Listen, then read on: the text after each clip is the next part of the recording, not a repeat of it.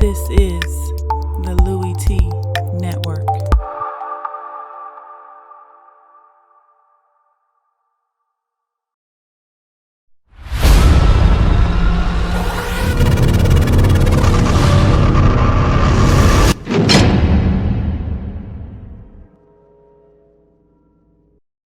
Who else could it be?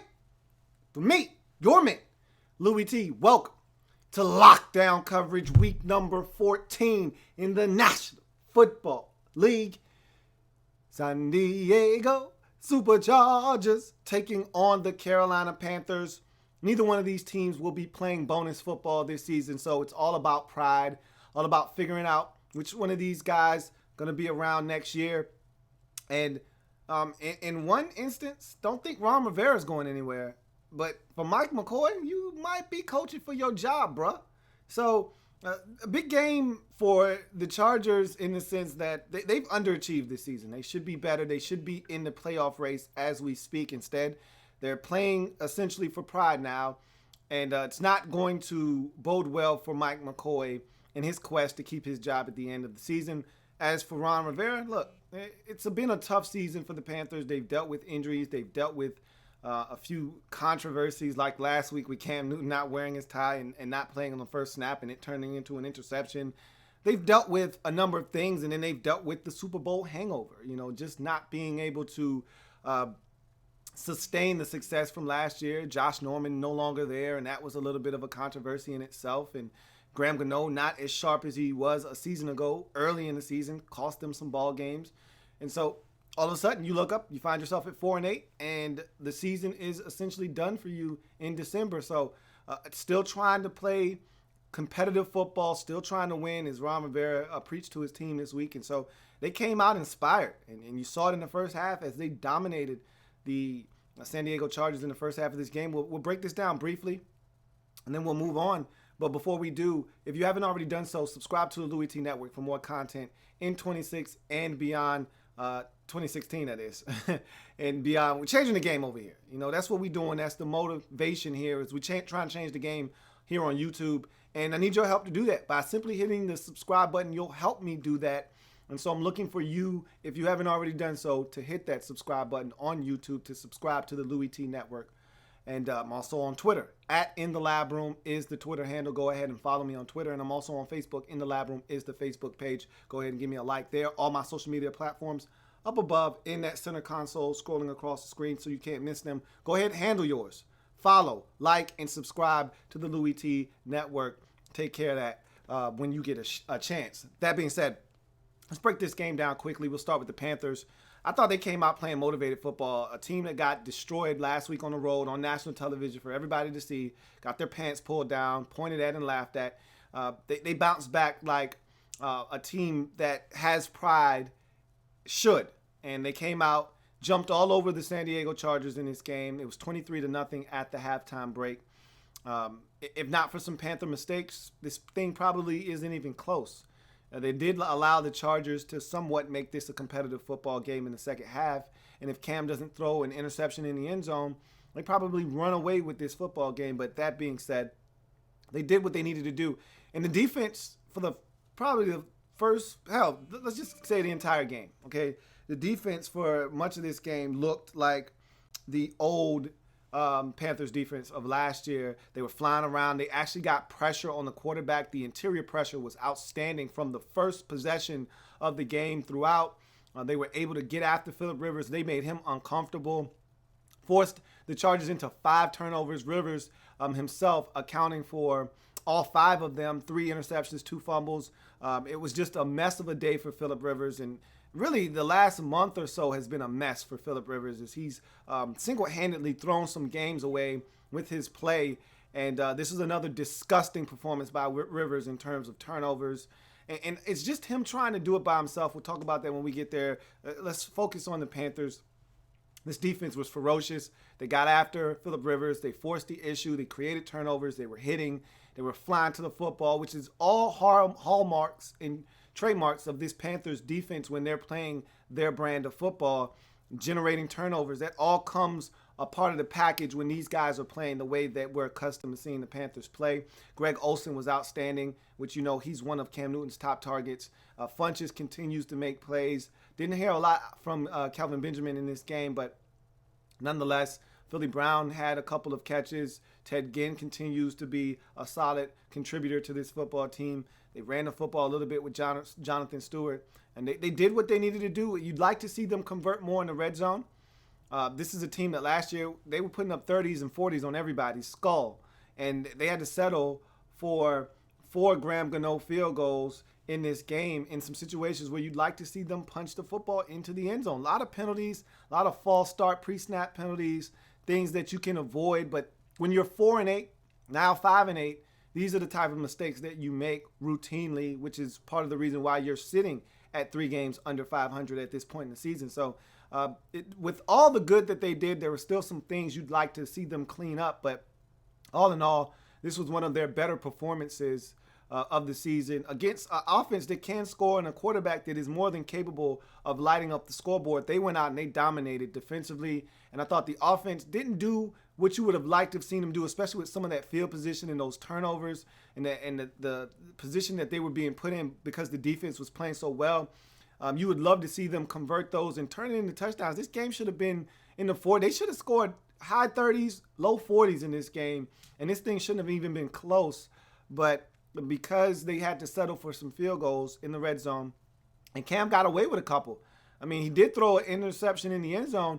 There was another one where he tried to force it to Greg Olsen and gets tipped into the air, almost picked off in the back of the end zone by Casey Hayward. There's another one where he tries to force it in the end zone, and that one gets deflected, and it was almost picked off. He had some close calls, so it could have went either way.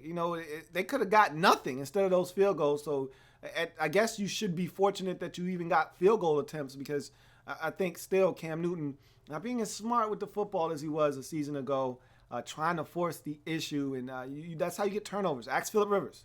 A lot of his turnovers come from forcing the issue, and in any event, the Panthers got it done in this game. They dominated. Like I said, score was 23-0 at the half. And we've seen this story from them. Remember, they were dominating the Kansas City Chiefs 17-0 at the halftime break before blowing that lead. So no lead is safe with this Panthers team. Remember, even last year when they were good, they would blow leads all the time. So it's not out of the realm of possibility that they could have blown this lead, but they didn't. The defense continued to play, generate turnovers, get after Phillip Rivers. They sacked him for a safety in the end zone.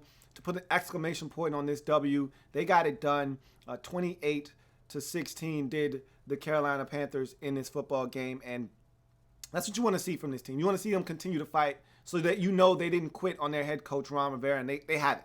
They're still out competing. They're looking to win, and they're looking to try to make a season out of this. Salvage the season, try to get to 500 and see if you can't get to 8-8, and leave with some respectability this season as a team that was in the Super Bowl a year ago. You go to the Chargers and their play on in this game, and really down the stretch, it's been really disappointing to watch Phillip Rivers turn the football over week after week after week after week. This week he accounts for 5 turnovers. In the Dolphins' loss, he had 4 interceptions in the fourth quarter. It's just hard to watch. Every week, Phillip Rivers finding new ways to turn the football over. I wouldn't be surprised, and I haven't looked this stat up, but it would not shock me if he's leading the league in interceptions. He's thrown that many, it seems like, over the last 5 or 6 weeks combined. I'm pretty sure there are a couple of quarterbacks that will give him a run for his money in that department. Blake Bortles comes to mind, but I don't recall Blake Bortles having multiple 3+ interception games this season. There's been a boatload of 2s and 1s for Blake. I don't recall him having these 3 and these 4 interception games like Phillip Rivers has been churning out and producing over the last month and a half of the season. So, again, Phillip Rivers, the offensive line was horrible in this game. I will give Phillip Rivers a pass there and tell him and say that their offensive line was soft in this game. I can't tell you how many times I saw guys getting bowled back and bull rushed into the backfield, into the lap of Phillip Rivers, getting him hit as he's trying to throw the football, forcing him to fumble, having throws carry him into the air because he's getting hit as he's trying to throw. He didn't have time, but then that being said, even when he does have time, he's notorious for trying to force the issue, especially when his team is down and he feels like he needs to create a spark. That pick down the field one-on-one coverage where he just throws it essentially to the defender who has better position than the receiver does to make a play on the ball and gets picked off. It's not a good decision. It's not a good throw. The interception that he throws trying to squeeze it in there to Gates and is picked off by Shaq Thompson, that's not a good decision. That's not a good throw. And it's what you've seen from Rivers in the decision-making department. It just doesn't make sense for a guy this late in his career who you know has a high football IQ. It just doesn't make any sense. And we've seen him turn it over like this before, but it's inexcusable this season. And it's hard to watch. It really is. And then to add insult to injury, or in this case, add injury to insult, they lose 2 more players. And for the team that has the most starting players and the most players on IR, it sucks that you may have to add 2 more to that list. Bosa leaves the game after sacking Cam Newton. He doesn't get up, and he ends up walking to the locker room, does not return to this game, probably ended up with a stinger. That's my guess. Again, I'm no doctor, and I didn't sleep at a Holiday Inn last night, but that's what it looked like on the field. Maybe even sustained a concussion. Who knows? With Melvin Gordon, he trying to recover a fumble by Phillip Rivers, gets hit in the back awkwardly, doesn't get up.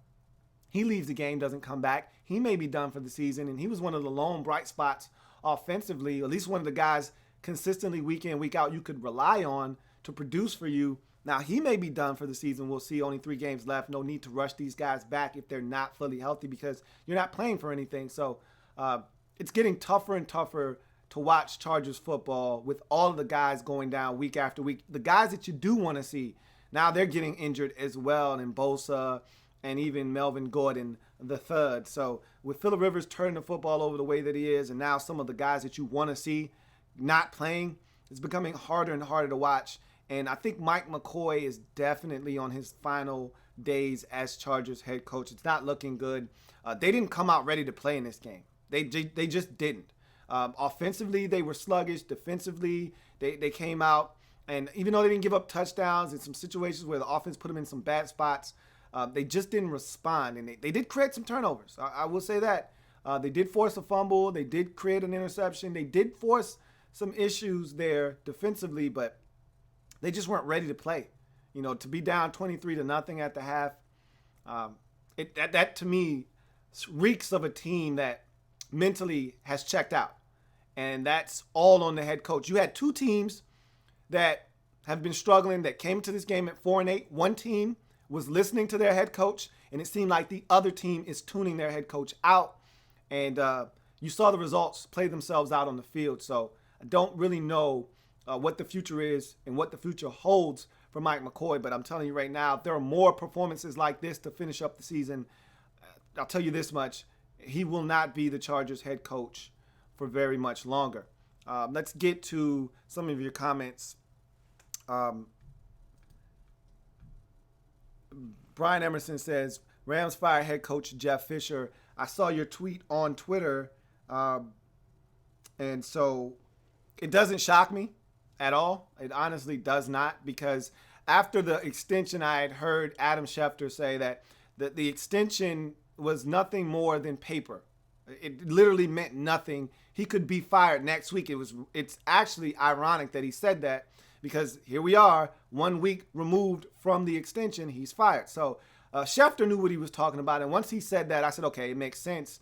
You know, they wanted to give him an opportunity to see if he could turn things around. They get their ass handed to them by the Falcons yesterday. It was 42-0 at one point, and they had seen enough of the Jeff Fisher saga and story in Los Angeles. He's running his mouth in the media. You saw the writing on the wall, so does not surprise me at all. Vincent Coe says, bye, Jeff Fisher. I think everybody is collectively waving to Jeff Fisher as he's packing his things up right now. Brian Emerson says, every week I have faith we have a chance at the playoffs, but after yesterday's game, we don't deserve to play extra football now. It's time to go down swinging and not lay down and die. I tried to warn you up front, you know, and I don't want to do this on the Chargers and the Panthers. We can reconvene on that Dolphins-Cardinals video, BE, but I tried to warn you. Nobody ever wants to admit their season's over. That's the hardest thing to do, especially when you get to December. You want to play meaningful football. It's not fun to watch everybody else play meaningful football and you're just playing for fun. But I had already told you that your climb uphill was too steep. You got to go on the road. Had you been better on the road, you would have had a fighting chance. You've been so bad on the road this year that you got too many road games left against tough opponents to think that you were going to run the table and get in. And then you still needed help to get in. It just wasn't going to happen. Captain Spartan 04 says, Jeff Fisher fired. Wow, just wow. Never thought it would happen. I knew it would happen eventually. I didn't think it would happen after the extension. But like I said, after I heard Adam Schefter explain the extension and what it actually meant, and then his comments after the extension throwing Les Snead under the bus, I'm like, hey, wait a minute now. You know something I don't know? And Shefty was like, hey man, I'm just saying. I'm not saying he could get fired next week for all we know. It's no guarantee that he'll be around. And here we are.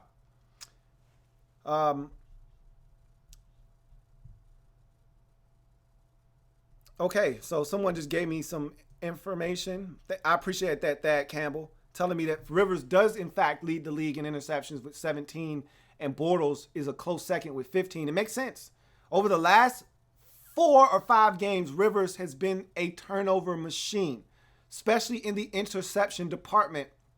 And like I said, Blake Bortles is more consistent with his interceptions. You know you're getting 1 or 2 a game for the most part out of him, but he doesn't throw 3 or 4, which is what Rivers has been doing in bunches.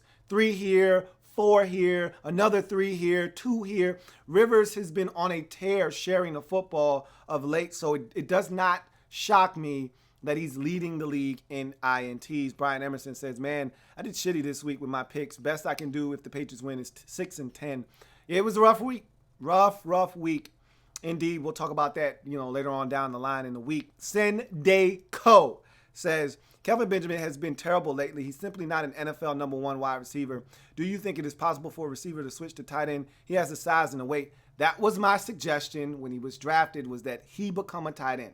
Same thing I said about Funchess, but Funchess actually looks the part of a number 2 NFL wide receiver. So I might have been a little wrong, but I thought Kelvin Benjamin, I said if he doesn't lose weight, and that's the thing that Funchess has done a good job of, is controlling his weight to the point that he looks like a real NFL receiver. Benjamin doesn't seem like he's in the best of shape. And that was the knock on him at Florida State, was that he wasn't a guy that was in great shape. And I said if he doesn't get his act together in terms of taking care of his body, nutrition, and so forth, then he's not going to be the guy that everybody thinks he could be. And I thought he could have been a really good NFL receiver if he just got into good shape. He hasn't done that yet. So he might be able to transform into a tight end, but he's got an ego, and I don't think he's going to want to do that. So if he wants to remain a real NFL receiver and a viable number 1, he's going to need to go this offseason, dedicate himself to the weight room and training, and get into some real shape and prove to the Panthers that, yes, I can be the guy that you spent the first-round pick on and be that number 1 receiver you need me to be. So we'll see what happens.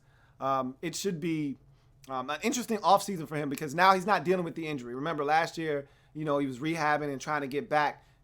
If he can stay healthy for these final 3 games, he'll be going into the offseason essentially healthy, and then he can start working on himself, his body, and all of those things. We'll see if he does a good job of taking care of himself in the offseason.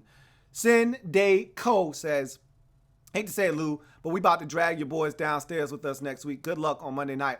I appreciate that. It wouldn't shock me if you did, but we owe y'all from last year that ass whooping you put on us. So I'm thinking you're due for a little bit of revenge, and we're in revenge dish out mode right now. And revenge, as you already know, is a dish best served ice cold, man. And we're looking to be cold-blooded on Monday night. So we'll see what happens there. I'm just upset because everybody else got a free get out a Luke Kuechly pass, and we're not. We're going to have to face him, which sucks. But in any event, Captain Spartan 04 says, Panthers need a little feisty wide receiver like Antonio Brown. They got enough small guys on that roster. They got big guys. They got a good, healthy mix. Their little guys, though, aren't all-purpose receivers, guys that'll run over the middle of the field, make plays. They're smaller guys that don't want to get hit. So maybe they could use a guy like Antonio Brown, but Jericho Cotchery used to be that guy for them, and they don't have a guy. So maybe you're right. Maybe they do need one of those types of receivers that'll do everything and catch it over the middle of the field. They're missing a guy like Jericho Cotchery this season.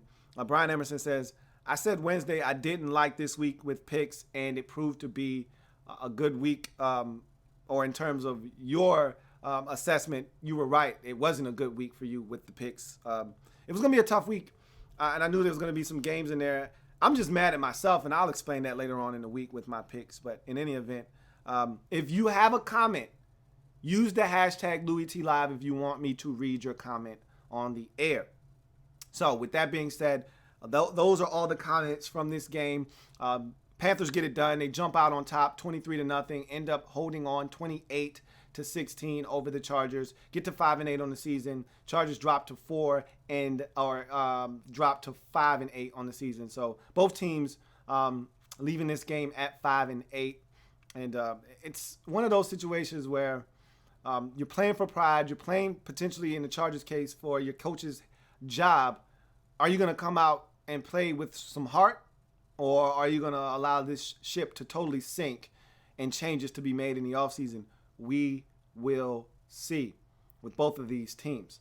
That's going to do it for me here on Lockdown Coverage. If it happens in the National Football League, whether big or small, we cover it all here on the Louie Tee Network. Week 14, National Football League. Continuing to break it down all day long here on Lockdown Coverage. Got more games to break down, including Vikings at Jaguars. I'll be back with that in a little while. I'll see you then. Have a good one. Jeff Fisher out as Rams head coach. That via all of my awesome viewers out there giving me the info that Jeff Fisher is now out as Rams head coach. That is breaking news.